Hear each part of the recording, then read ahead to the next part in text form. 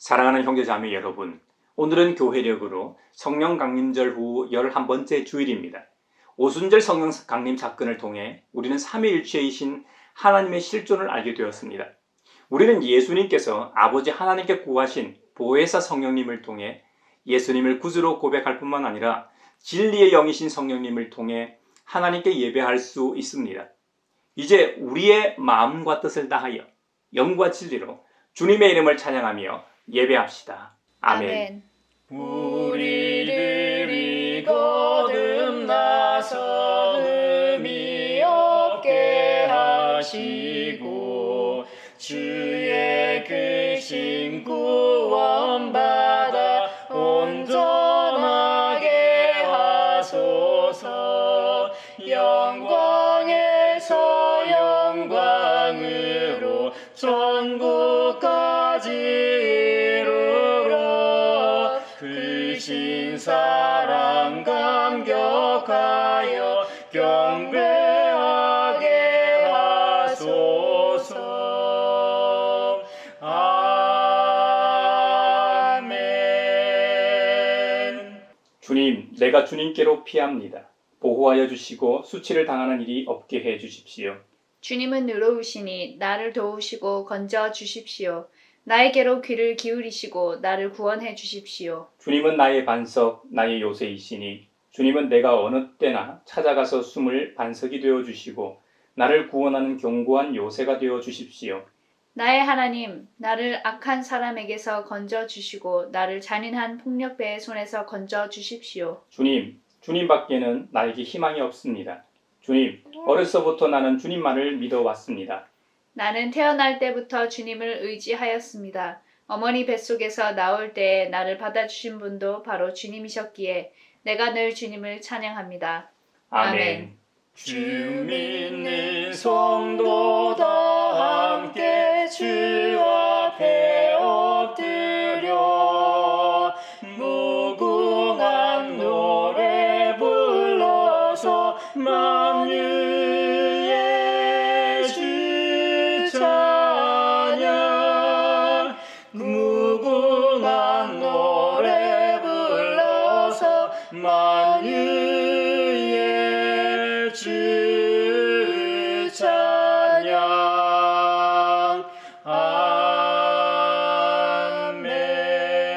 아멘. 자비롭고 은혜로우시며 노하기를 더디하고 한결같은 사랑과 진실이 풍성하신 하나님께서는 우리의 악과 허물과 죄를 용서하신다고 하셨습니다. 이제 그 말씀을 의지하여 우리 죄를 고백하오니 주님께서 저에게 은총을 베푸시는 것이 사실이면 우리의 악과 우리의 죄를 용서해 주시고 모든 불의에서 우리를 깨끗하게 해 주시고 우리를 주님의 소유로 삼아 주시옵소서. 주여 주 예수여 저를 기억해 주소서. 주여 주 예수여 당신 나라 임하실 때 주여 주 예수여 저를 기억해 주소서. 주여 주 예수여 당신 나라 임하실 때.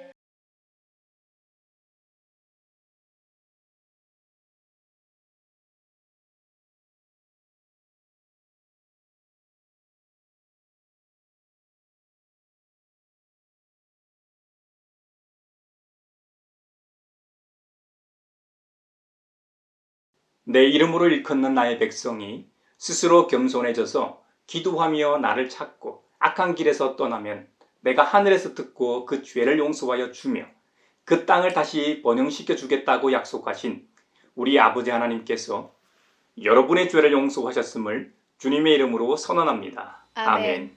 찬미하여라 오 나의 영혼아. 찬미하여라 거룩한 주 이름. 오늘 우리에게 주신 구약의 말씀은 예레미야서 1장 4절에서 10절입니다. 하나님의 말씀을 경청하십시오. 주님께서 나에게 말씀하셨다. 내가 너를 모태에서 짓기도 전에 너를 선택하고 내가 태어나기도 전에 너를 거룩하게 구별해서 문 민족에게 보낼 예언자로 세웠다. 내가 아뢰었다. 아닙니다, 주 나의 하나님. 저는 말을 잘 할 줄 모릅니다. 저는 아직 너무나 어립니다. 그러나 주님께서 나에게 말씀하셨다. 너는 아직 너무나 어리다고 말하지 말아라. 내가 너를 누구에게 보내든지 너는 그에게로 가고 내가 너에게 무슨 명을 내리든지 너는 그대로 말하여라. 너는 그런 사람들을 두려워하지 말아라. 내가 늘 너와 함께 있으면서 보호해 주겠다. 나 주의 말이다. 그런 다음에 주님께서 손을 내밀어 내 입에 대시고 내게 말씀하셨다. 내가 내 말을 내 입에 맡긴다. 똑똑히 보아라. 오늘 내가 문 민족과 나라들 위에 너를 세우고 내가 그것들을 뽑으며 허물며 멸망시키며 파괴하며 세우며 심게 하였다. 성령의 여우리 성경 읽을 때 그 속에서 빛을 보게 하소서. 오늘 우리에게 주신 서신의 말씀은 히브리서 12장 18절에서 29절입니다. 하나님의 말씀을 경청하십시오. 여러분이 나아가서 이른 곳은 시내산 같은 곳이 아닙니다. 곧 만져볼 수 있고 불이 타오르고 흑암과 침침함이 뒤덮고 폭풍이 일고 나팔이 울리고 무서운 말소리가 들리는 그러한 곳이 아닙니다. 그 말소리를 들은 사람들은 자기들에게 더 말씀하시지 않기를 간청하였습니다. 비록 짐승이라도 그 산에 닿으면 돌로 쳐 죽여야 한다 하신 명령을 그들이 견디어내지 못했기 때문입니다. 그 광경이 얼마나 무서웠던지 모세도 말하기를 나는 두려워서 떨린다 하였습니다. 그러나 여러분이 나아가서 이른 곳은 시온산, 곧 살아계신 하나님의 도성인 하늘의 예루살렘입니다. 여러분은 축하 행사에 모인 수많은 천사들과 하늘에 등록된 장자들의 집회와 만민의 심판자이신 하나님과 완전하게 된 의인의 영들과 새 언약의 중재자이신 예수와 그가 뿌리신 피 앞에 나왔습니다. 그 피는 아벨의 피보다 더 훌륭하게 말해줍니다. 여러분은 말씀하시는 분을 거역하지 않도록 조심하십시오. 그 사람들이 땅에서 경고하는 사람을 거역하였을 때에 그 벌을 피할 수 없었거든. 하물며 우리가 하늘로부터 경고하시는 분을 배척하면 더욱더 피할 길이 없지 않겠습니까? 그때에는 그의 음성이 땅을 뒤흔들었지만 이번에는 그가 약속하시기를 내가 한 번 더 땅뿐만 아니라 하늘까지도 흔들겠다 하셨습니다. 이 한 번 더라는 말은 흔들리는 것들, 곧 피조물들을 없애버리는 것을 뜻합니다. 그렇게 하는 것은 흔들리지 않는 것들이 남아있게 하시려는 것입니다. 그러므로 우리는 흔들리지 않는 나라를 받으니 감사를 드립시다. 그리하여 경건함과 두려움으로 하나님이 기뻐하시도록 그를 섬깁시다. 우리 하나님은 태워 없애는 불이십니다. 성령의 여우리 성경 읽을 때 그 속에서 빛을 보게 하소서. 오늘 우리에게 주시는 복음의 말씀은 누가복음서 13장 10절로 17절입니다. 주님의 말씀을 경청하십시오. 예수께서 안식일에 회당에서 가르치고 계셨다. 그런데 거기에 18해 동안이나 병마에 시달리고 있는 여자가 있었는데 그는 허리가 굽어 있어서 몸을 조금도 펼 수 없었다. 예수께서는 이 여자를 보시고 가까이 불러서 말씀하시기를 여자야 너는 병에서 풀려났다 하시고 그 여자에게 손을 얹으셨다. 그러자 그 여자는 곧 허리를 펴고 하나님께 영광을 돌렸다. 그런데 회당장은 예수께서 안식일에 병을 고치신 것에 분개하여 무리에게 말하였다. 이를 해야 할 날이 엿새가 있으니 엿새 가운데서 어느 날에든지 와서 고침을 받으시오. 그러나 안식일에는 그렇게 하지 마시오. 주님께서 그에게 대답하셨다. 너희 위선자들아, 너희는 저마다 안식일에도 소나 나귀를 외양간에서 풀어내어 끌고 나가서 물을 먹이지 않느냐? 그렇다면 아브라함의 딸인 이 여자가 18해 동안이나 사탄에게 매어 있었으니 안식일에라도 이 매임을 풀어주어야 하지 않겠느냐? 예수께서 이 말씀을 하시니 그를 반대하던 사람들은 모두 부끄러워하였고 무리는 모두 예수께서 하신 모든 영광스러운 일을 두고 기뻐하였다. 이것은 주님의 말씀입니다. 하나님 감사합니다. 성령이여 우리 성경 읽을 때 그 속에서 빛을 보게 하소서. 사회를 위하여 기도합니다. 100일째 하이트 진로 화물 노동자들이 강남 한복판에서 시위를 이어가고 있습니다. 지난 3월 노조가 결성되자 조합원들이 집단 해고되었기 때문입니다. 노조는 지난 15년간 동결 삭감되었던 임금 인상을 요구하고 있습니다. 건물 옥상 광고탑에 10여 명이 고공농성을 위태롭게 이어가는 중에 하이트 진로는 28억 원 손해배상 가압류도 청구했습니다. 기업은 노동자들이 한국 사회에서 가족을 꾸리고 살 수 있을 만큼 임금을 보장하게 하시고 노동조합을 탄압하지 않게 하소서. 원청이 하청과 함께 교섭에 나서게 하셔서 실질적인 협상이 이루어지게 하시고 시위 중에 다치는 이가 없도록 하소서. 성령의 은사를 나에게 채우사 주님의 사랑 본받아 나 살게 하소서. 교회를 위하여 기도합니다. 살아 움직이는 교회로서 그리스도인 각자가 가정과 특히 일터에서 하나님 나라를 구현하기를 원합니다. 대부분의 사람들이 살아가는 동안 가장 많은 시간을 보내는 곳이 일터입니다. 좋든 싫든 일터가 있어야 수입이 있고 수입이 있어야 살아갈 수 있기 때문입니다. 직장 동료와의 관계가 원만해야 일터가 천국이 될 수 있습니다.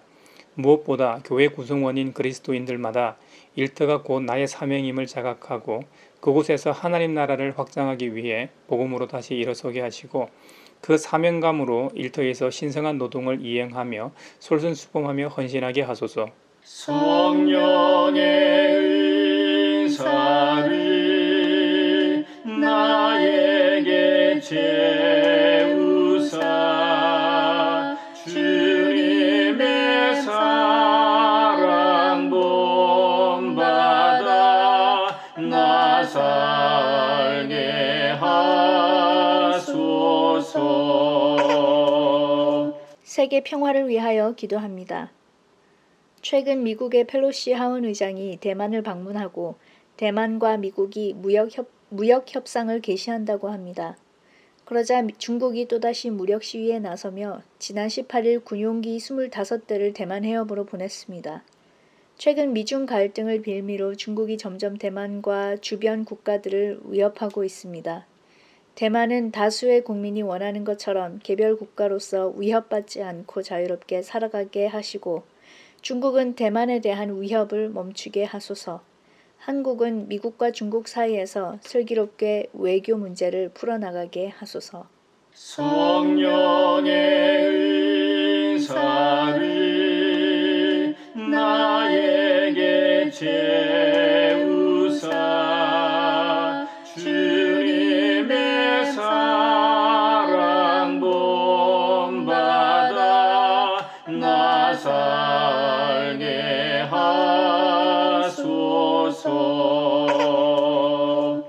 사도 바울은 예수님과 예수님을 믿고 따르는 그리스도인들을 몹시도 핍박했던 인물입니다.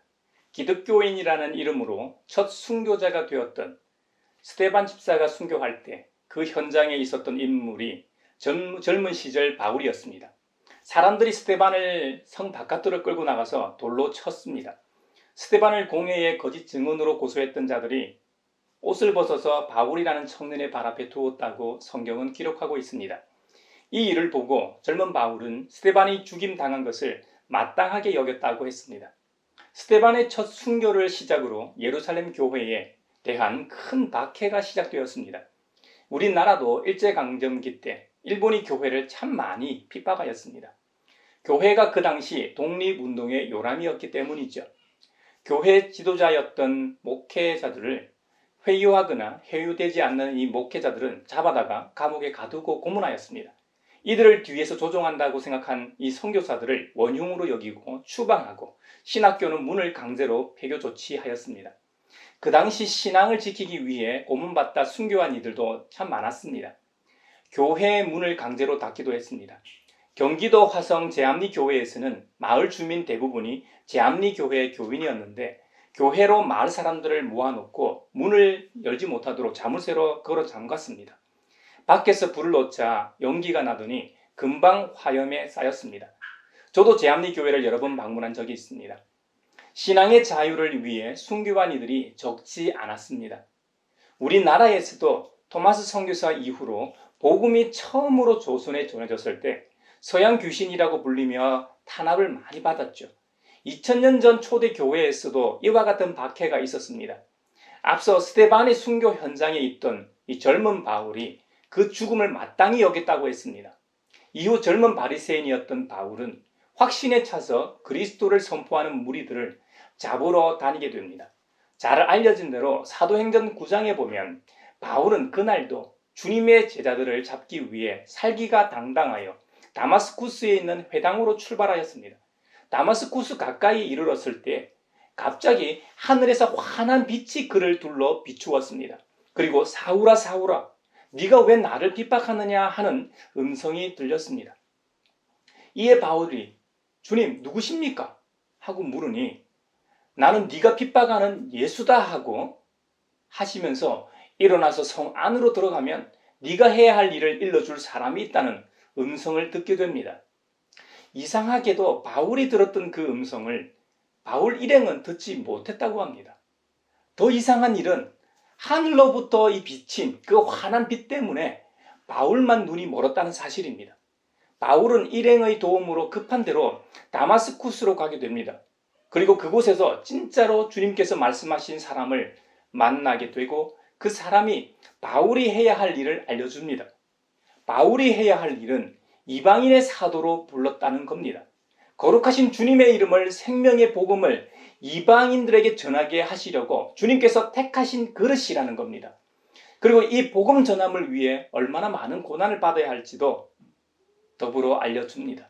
이후 아나니아에게 손을 얹어 시력이 회복되고 성령으로 충만하게 하는 안수를 하게 됩니다. 그 다음은 우리가 잘 아는 사도 바울로서 살아가다 순교하게 됩니다. 신약의 사도 바울같이 구약에서도 이방인의 선지자로 부름을 받은 이가 있습니다. 바로 예레미야 예언자입니다. 구약의 예언서들은 총 17권입니다. 그중 앞에 4권의 예언서, 즉 이사야, 에가를 포함하여 예레미야, 에스겔, 다니엘서를 대예언서로 구분하고 뒤에 나오는 12권의 예언서를 소예언서로 분류합니다. 이것은 내용의 중요도나 예언자가 대단한 인물이라서가 아니라 단지 내용의 길이에 따른 분류입니다. 그러므로 대예언자는 위대하고 소예언자들은 그렇지 않다고 생각하지 마시기 바랍니다. 단지 그 시대의 각자의 소명에 따라 겸손히 순종하는 것이 중요함을 기억합시다. 예레미야는 BC 7세기 말부터 바빌로니아에 의해 예루살렘이 함락되므로 남유다가 완전히 멸망하는 BC 6세기 초까지를 역사적 배경으로 하고 있습니다. 예언 내용은 주로 유다 멸망과 다시 회복시키시겠다는 포로 귀한 예언입니다. 타락한 선민 남유다를 향한 심판 경고와 예언, 회개의 촉구가 그 내용입니다. 오늘 본문 앞구절인 예레미야서 1장 1절에서 3절에는 저자와 저자의 활동 연대를 기록하고 있습니다. 이것은 대부분의 예언서들에서 공통적으로 나타나는 표제문입니다. 예레미야서 표제문에 의하면 예레미야는 베냐민 땅 아나돗 마을의 제사장 출신이었습니다. 남유다의 제16대 왕이면서 마지막 선원 왕이었던 요시야 통치 13년부터 남유다 제20대 왕이자 마지막 왕이었던 시드기야 11년까지, 즉 남유다의 멸망까지 40년 조금 넘게 예언 활동을 했다고 기록하고 있습니다. 예레미야 1장에 보면 주님께서 말씀하십니다. 내가 너를 모태에서 짓기도 전에 너를 선택하고 내가 태어나기도 전에 너를 거룩하게 구별해서 민족에게 보낼 예언자로 세웠다고 하셨습니다. 그때 예레미야는 아닙니다. 주 나의 하나님, 저는 말을 잘 할 줄 모릅니다. 저는 아직 너무나 어립니다 하고 주님께 아뢰입니다.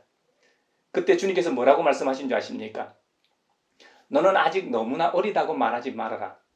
내가 너를 누구에게 보내든지 너는 그에게로 가고 내가 너에게 무슨 명을 내리든지 너는 그대로 말하여라 하고 말씀하셨습니다. 이어서 주님은 계속 말씀하십니다. 너는 그런 사람들을 두려워하지 말아라.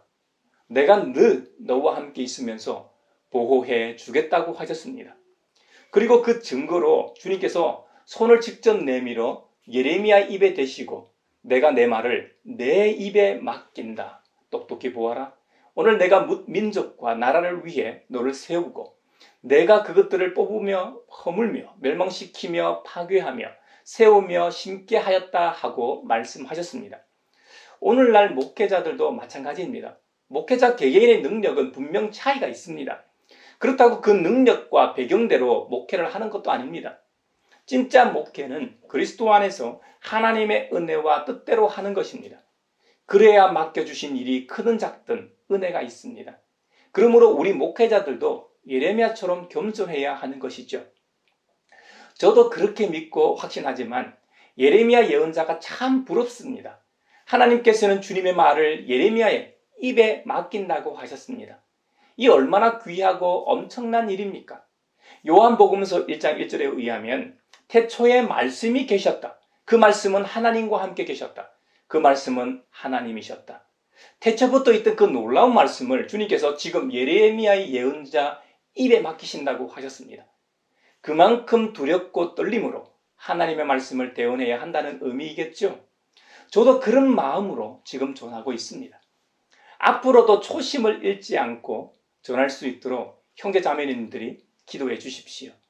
구약시대에는 예언자와 같은 인물을 통해 하나님께서 말씀하셨다면 신약시대 이후로는 성령받은 그리스도인들을 통해 말씀하신다고 할 수 있을 겁니다. 하나님의 말씀은 분명히 복된 소식입니다. 죽어가는 자를 살리는 생명의 말씀, 복음입니다. 오늘 서신서 본문인 히브리서 12장에는 복음의 은총이 언급되고 있습니다. 모세를 통해 주신 옛 언약과 예수님을 통해 주신 새 언약이 언급되는데 옛 언약을 부여했던 시내산, 즉 지상의 예루살렘의 무서운 광경과 새 언약을 부여했던 시온산, 즉 하늘의 예루살렘의 은혜로운 광경을 대조적으로 묘사되고 있습니다. 시내산의 무서운 광경에 대한 묘사는 인간이 만질 만한 가시적이요 현세적인 산입니다. 그곳에는 불이 타오르고 흑암과 침침함이 더 뒤덮고 폭풍이 일고 나팔 소리가 울리고 무서운 말소리가 들리는 곳입니다. 하지만 그곳은 죄를 가진 인간으로서는 접근이 불가능한 율법의 세계였습니다.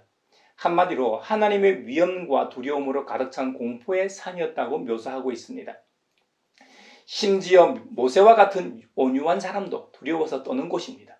출애굽기에 나오는 하나님의 산, 시내산에서 하나님의 임재 앞에서 모세가 나타낸 반응입니다. 하나님과 대면하여 대화를 나누었던 모세마저도 두려움에 쌓여 떨고 있었습니다. 하나님께서 특별히 세우신 사람이었음에도 불구하고 주님의 임재 앞에서는 여느 사람과 다를 바가 없었습니다. 이것은 거룩하신 하나님 앞에 인간의 죄성과 옛 언약의 불완전성을 나타내는 중요한 지적입니다. 이 세상에 죄가 없는 사람은 로마서의 증언처럼 아무도 없습니다. 모든 사람이 죄를 범하였습니다. 그래서 사람은 하나님의 영광에 못 미치는 처지에 놓여 있습니다 하고 기록하고 있습니다. 그래서 하나님께서는 독생성자 예수님을 이 땅에 보내셔서 미리 정하신 이들을 부르시고 부르신 그들을 의롭다 하시고 의롭다 하신 그들을 영화롭게 하셨습니다. 이 의롭다 하심은 모든 믿는 자들에게 미치는 하나님의 의로서 차별이 없습니다. 지위고화, 빈부귀천을 막론하고 동일합니다. 사법부의 심장인 법원에 가면 자유, 평등, 정의라는 문구가 건물 외벽이나 내벽에 새겨져 있습니다. 하지만 이 사회에서 자유평등 정의는 온전하게 존재하지 않습니다. 지난 선거에서 후보 중 누가 했던 것 말처럼 자유라는 것은 가진 자들이 누리는 것입니다. 이 사회가 평등하지 않다는 것은 누구나 알고 있습니다. 그렇다면 이 사회가 정의로울까요? 공정과 상식을 말하지만 그 말하는 사람들이 공정과 상식을 무시하는 인간들입니다. 그런 사람일수록 그런 말을 많이 사용하는 우스운 세상입니다. 진정한 자유, 평등, 정의는 이 세상을 만드신 창조주 하나님 앞에서만 구현될 수 있는 것입니다. 그런 의미에서 하늘의 예루살렘의 은혜로운 광경이 묘사되고 있습니다. 옛 언약 아래에 있는 성도들은 지상에 임재하신 하나님 앞에도 나아가지 못했고 그 인자한 음성 듣는 것도 두려워했습니다만 새 언약 아래에 있는 성도들은 하늘에 계시는 하나님께도 담대하게 나아갈 수 있습니다. 우리 인생을 마라톤에 비유하곤 합니다. 마라톤 선수가 42.19km인 코스에서 거의 풀코스를 다 달려왔습니다. 그런데 꼬린 지점인 메인 스타디움을 거의 다 잘 달리고 마지막 100m 직선 구간을 남겨놓고 그만 주저앉는다면 어떻게 되겠습니까? 아마도 히브리서 기자도 그 당시 교회와 성도들 중에 믿음의 경주를 거의 완주하고 마지막에 주저앉아 있는 성도들이 있었기 때문에 그들을 염두에 두고 있는 것 같습니다. 초대교회의 박해로 인해 영육간에 지친 사람, 특히 배교하거나 배교의 위험에 노출되어 있는 사람들이 이에 해당될 겁니다. 그래서 그 영광을 보여주면서 다시 뒤로 돌아가거나 주저앉지 말라고 권면하고 있는 것이죠. 그 대표적인 표현이 천국잔치에 모인 수많은 천사들입니다. 수많은 천사들이라는 원어는 미리하신 앙겔론이라고 되어 있습니다. 하나님의 도성에는 헤아릴 수 없는 많은 천사들이 주님 앞에서 찬양하며 섬기고 있다고 했습니다. 사도 요한은 요한계시록에서 그 천사의 숫자가 만만이요 천천이라고 했습니다. 구약의 다니엘도 환상 가운데 천국을 본 것을 기록하기를 하나님을 수종드는 수가 수천이요 모시고 서 있는 수가 수만이었다고 증언합니다. 이것은 다 무제한적인 수를 의미합니다. 수많은 천사의 무리들이 날마다 찬양하는 광경을 상상해 보십시오. 이것이야말로 전 우주적인 찬양일 겁니다. 시온산 새 예루살렘의 영광된 광경 중 흥미로운 표현은 하늘에 등록된 장자들의 집회라는 표현입니다. 원어로는 에클레시아 프로토토콘 아포게 그람메논 앤 우라노 노이스, 하나님께서 택하신 백성인 그리스도인들을 가리키는 표현입니다. 장자는 처음 태어난 것을 의미하지 않습니까? 우리 예수님께서 십자가에서 죽으셨다 다시 살아나신 것을 잠자는 자들의 첫 열매가 되셨다고 했습니다. 이 말은 주님이 하늘의 영광을 상속하는 모든 이들의 첫째가 되심을 뜻합니다. 그러므로 구약의 경우 이스라엘 백성 전체를 의미하고 신약 이후에는 우리 주 예수 그리스도와 함께 하나님 나라를 상속하는 모든 성도들을 장자로 보는 말입니다. 바로 저와 여러분 모두가 하늘에 등록된 장자들의 집회요 교회가 되는 것이죠. 이 얼마나 감사하고 또 감사하고 은혜로운 광경입니까? 그렇기 때문에 성도인 우리가 일시적인 고난 때문에 주춤거리거나 믿음의 경주를 포기해서는 안 되는 이유라고 알려주고 있는 것이죠. 여러분, 한번 잘 생각해 보십시오. 하나님의 종인 모세가 받은 율법을 거역하여도 죽음의 형벌을 면치 못했습니다. 그렇다면 모세보다 뛰어나시고 하나님의 외아드님이신 예수 그리스도와 주님께서 주신 복음을 버리면 얼마나 더 큰 진노를 받겠습니까?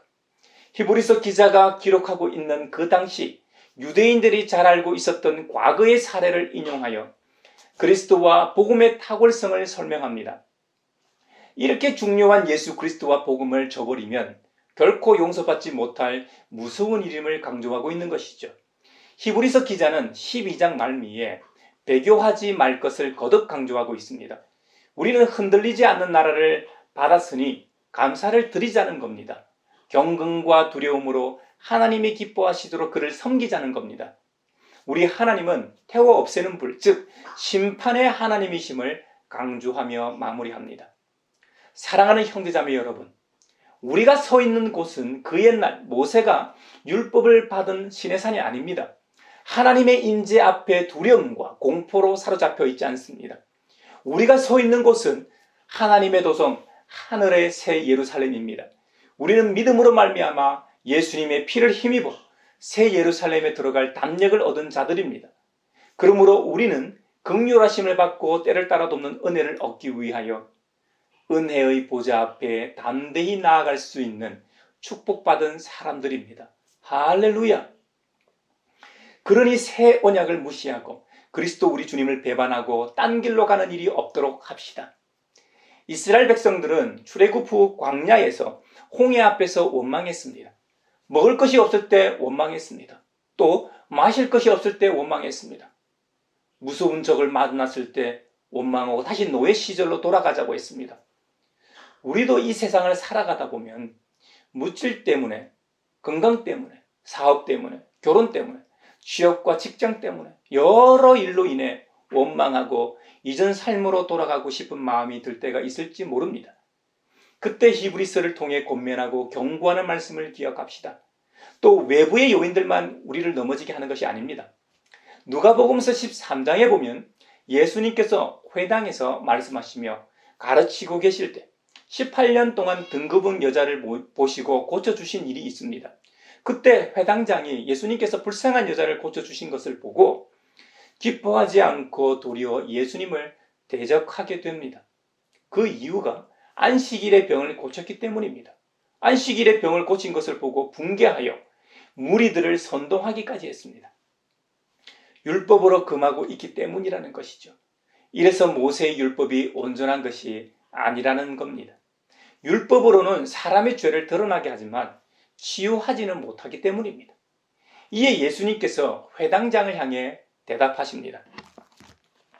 너희 위선자들아, 너희는 저마다 안식일에도 소나 나귀를 외양간에서 풀어내어 끌고 나가서 물을 먹이지 않느냐? 그렇다면 아브라함의 딸인 이 여자가 18해 동안이나 사탄에게 매어 있었으니 안식일에라도 이 매임을 풀어주어야 하지 않겠느냐? 아멘 아니십니까? 여러분, 예수님의 말씀이 100번 맞는 말씀 아닙니까? 회당에 모인 무리들의 반응을 봐도 알 수 있습니다. 모인 무리가 모두 예수님께서 하신 영광스러운 일을 보고 기뻐하였다고 합니다. 안식일에 일하면 안 되는 것이 율법이긴 하나 사람의 목숨이 달린 일이라면 그것을 제정하신 하나님께서 사람이 죽어도 안식일은 무조건 지켜야 한다고 하시겠냐고요. 오히려 기뻐하시죠. 근데 무엇보다 안식일에 18년 동안 등 굽은 상태로 지낸 여자를 고쳐주신 것을 보고 기뻐하기는커녕 예수님을 비판했던 회당장의 삶은 어땠습니까? 그는 위선자였습니다. 그는 기득권청이었습니다. 다른 사람들은 안식일을 준수해야 한다고 가르치고 그것을 지키나 안 지키나 감시하고 처벌했지만 정작 자기들은 안식일을 어기면서 자신의 재산을 불리는 일을 했다는 것이죠. 이것은 복음이 아닙니다. 복음은 예수님께서 말씀하신 것처럼 자유케 하는 것입니다. 우리를 올가매는 것이 아닙니다. 혹시 우리 각자가 신앙생활하고 있는 교회 공동체 내에서도 이런 일이 일어날 수 있습니다. 그때 그 사람이 사랑이 있는 사람인가 아니면 공의만 내세우는 사람인가 보십시오. 우리의 믿음이라는 것은 사랑을 바탕으로 합니다. 하나님께서 우리를 사랑하지 않으셨다면 복음은 애당초 있지 않았을 겁니다. 세상을 이기는 승리는 우리의 사랑에 대한 믿음입니다. 사랑 그 자체이신 예수님에 대한 믿음 말입니다. 율법을 온전케 하고 완성하러 오신 우리 주님께서 이 땅에 오신 이유입니다. 사랑은 율법의 완성이라고 했습니다. 회당장에게 사랑이 있었다면 안식일을 좀 더 어기더라도 이 질병으로 고통받고 있는 자매의 치유와 자유를 기뻐했을 겁니다. 나중에 안식일 준수 때문에 곤란해지더라도 말입니다. 그에게는 사랑이 없었기 때문에 규칙만 따졌던 것이죠. 자신도 지키지 않는 안식일 준수를 말입니다. 우리 주님께서 이 땅에 오심으로 옛 언약은 온전케 하셨고 우리는 하늘 시민으로서 새 예루살렘의 상속자가 되었습니다. 우리는 주님의 자녀입니다. 하나님의 도성 새 예루살렘을 유산으로 상속받은 존재임을 잊지 맙시다. 이번 한 주간도 하나님 나라의 백성으로서 영광을 상속받은 자로서 이 땅을 살아가는 우리 모두가 되길 바랍니다.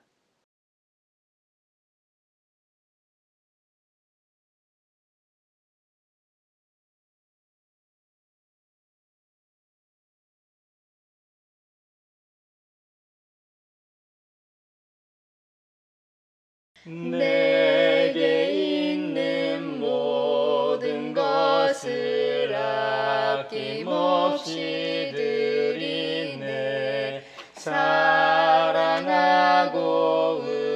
의지하며 주만 따라 살리라. 주께 드리네. 주께 드리네. 사랑하는 구주 앞에 모두 드리네.